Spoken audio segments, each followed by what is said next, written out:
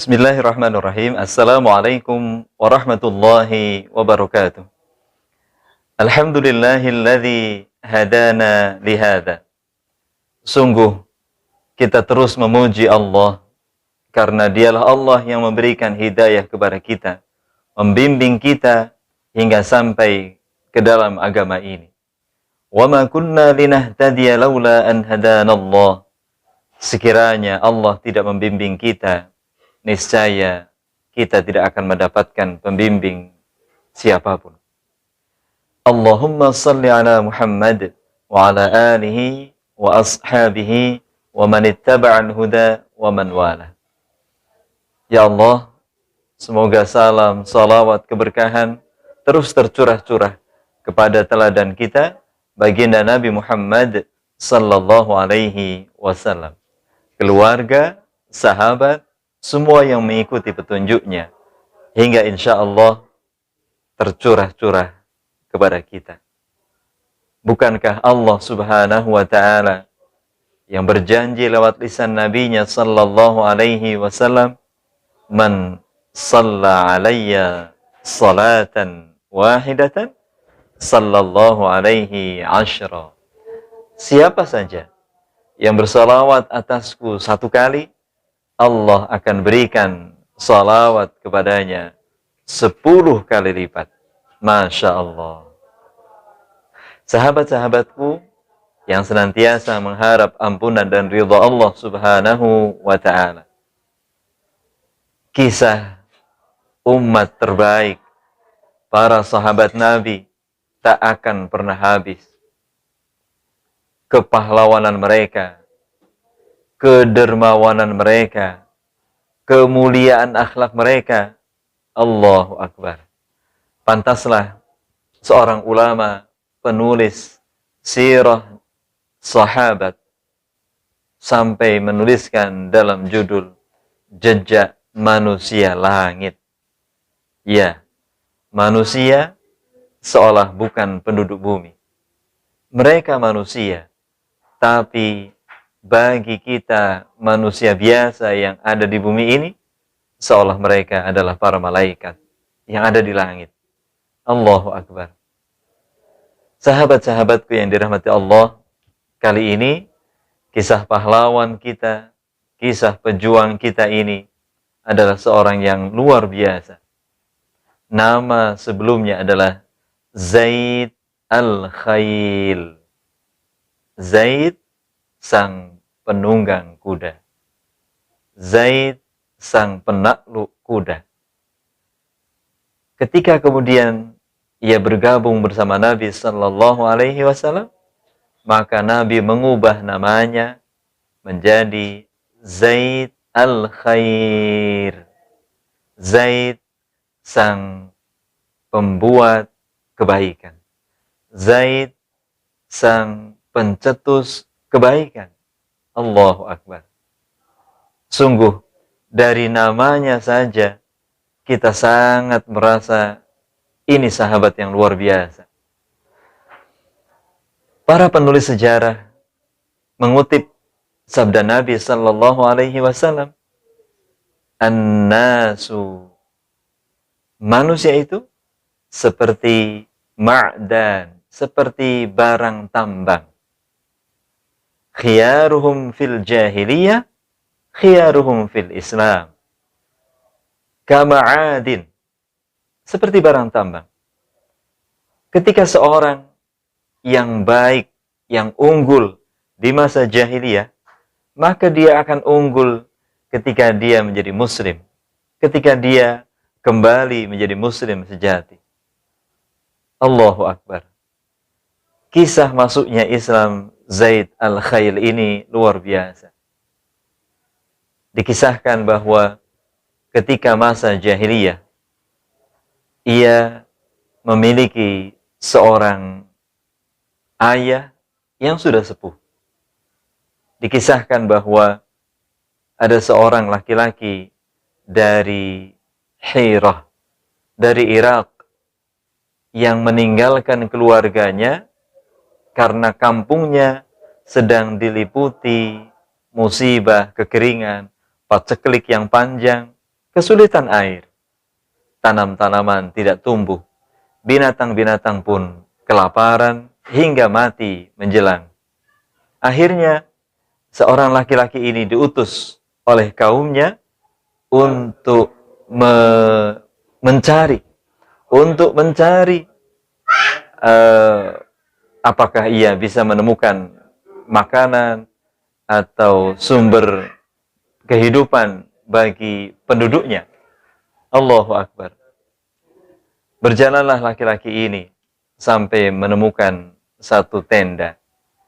Ya, di samping tenda ada seekor kuda yang ditambatkan. Maka ia membatin, wah, ini pasti buruan, ini pasti tawananku. Tapi Masya Allah, saat ia akan melepaskan kuda itu, sang pemilik kuda itu berteriak dari dalam tenda, "Hai pencuri, lepaskan, lepaskan." Maka ia pun melepaskannya. Ternyata ia belum berhasil mendapatkan apa yang dia cari. Kemudian ia berjalan 7 hari, 7 malam. Selama perjalanan itu di padang pasir, malam, siang, ia jalani. Hanya satu tujuannya, untuk mendapatkan makanan, sumber kehidupan bagi penduduk kampungnya. Dan benar, ia mendapatkan apa yang ia cari. Ia melihat sebuah tenda besar dengan kulit, yang terbuat dari kulit, yang menunjukkan kekayaan, kepemilikan dari pemilik tenda besar itu. Ia mengendap-endap, ia menunggu momentum yang pas. Benarlah, menjelang maghrib, datanglah Al-Faris, seorang penunggang kuda. Ia datang, kemudian ia mengatakan kepada 2 orang budaknya, tolong peraskan susu unta, kemudian hidangkan seekor domba yang siap saji. Masaklah dengan makanan yang paling enak. Diperahlah susu itu dari seekor unta gemuk, disajikan kepada orang tuanya. Disajikan satu mangkuk dengan makanan. Sang laki-laki yang sedang mencari kehidupan untuk orang-orang di kampungnya mengintip dari balik tempat istirahat sang orang tua itu. Ia melihat sang orang tua minum hanya seteguk. Ya, usia sudah sepuh, tidak akan banyak makan dan minum. Kemudian sang pencuri tadi mengendap-endap, selepas sang orang tua itu hanya seteguk minum, dan dia menghabiskan minuman dalam mangkuk susu itu. Sahabat-sahabatku, sang penunggang kuda kemudian kembali melihat, oh ternyata susu dalam mangkuk itu sudah habis. Betapa girangnya ia, betapa senangnya ia. Kemudian dia katakan, perahlah kembali, berikan kepada orang tua, perahlah kembali. Saat disajikan lagi, sang orang tua pun hanya meminum seteguk. Tapi sang laki-laki yang sedang mencari kehidupan untuk orang-orang kampung itu membatin, aku tidak akan minum lagi. Khawatir ketahuan. Kemudian sampai malam menjelang, dia menengok kandang unta yang berisi 100 ekor unta betina, dan dia mengambil seekor unta jantan yang paling besar. Ya, kalau unta jantan kemudian keluar, maka diikuti oleh unta betina semuanya itu. Dia jalan, dia giring unta besar itu, dan keluarlah unta-unta betina dengan tenang mengikuti sepanjang jalan. Sahabat-sahabatku yang dirahmati Allah Subhanahu wa Ta'ala, pergerakan 100 unta ini tentu memancing reaksi dari Al-Faris tadi, sang penunggang kuda tadi. Dia kejar dan sampailah di satu tempat, maka dia berteriak dari jauh, "Hai pencuri, lepaskan atau aku bunuh." Lepaskan dia, aku bunuh. Tetap saja sang laki-laki tadi merasa ini sudah menjadi tawanannya, dia tidak melepaskan. Akhirnya dari jauh sang penunggang kuda mengatakan, tunjukkan satu buhul di leher unta jantan itu. Aku panah tepat kepada buhul itu. Masya Allah, dia tunjuk dan benar dipanah, melesat, kena. Wah, sudah. Sang pencuri ini sudah angkat tangan. Wah, ini bukan main-main ini. Sampai kemudian ditangkap, sang pencuri ini disuruh bonceng di belakangnya. Duhai, apa yang engkau pikirkan tentang hukuman yang paling pantas untukmu? Sang pencuri mengatakan, wah, pasti aku akan dihukum dengan sangat berat. Kenapa? Ya, aku pencuri, mengambil hak orang lain. Boncenglah. Kemudian dialog panjang dengannya. Sepanjang perjalanan, ternyata sang penunggang kuda baru tahu.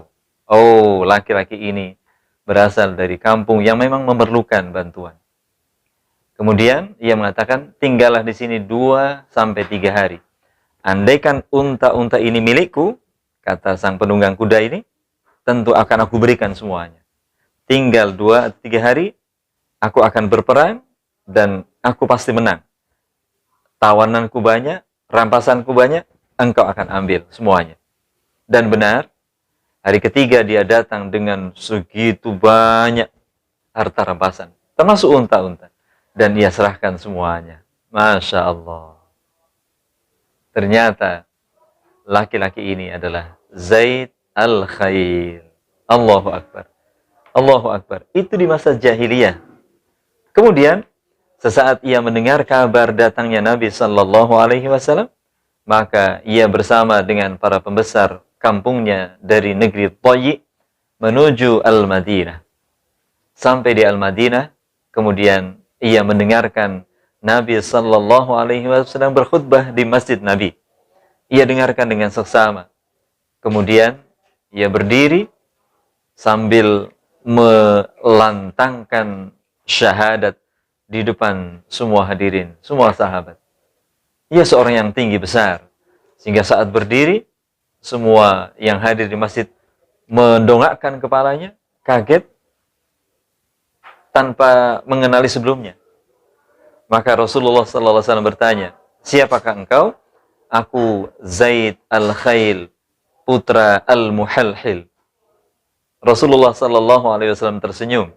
Kemudian beliau mengatakan, engkau bukan Zaid al-Khail, engkau adalah Zaid al-Khair. Di dalam tubuhmu, di dalam dirimu ada 2 sifat yang sangat utama, yaitu sabar dan santun. Masya Allah. Inilah alasan yang paling kuat mengapa Nabi Sallallahu Alaihi Wasallam mengubah nama Al-Khail menjadi Al-Khair.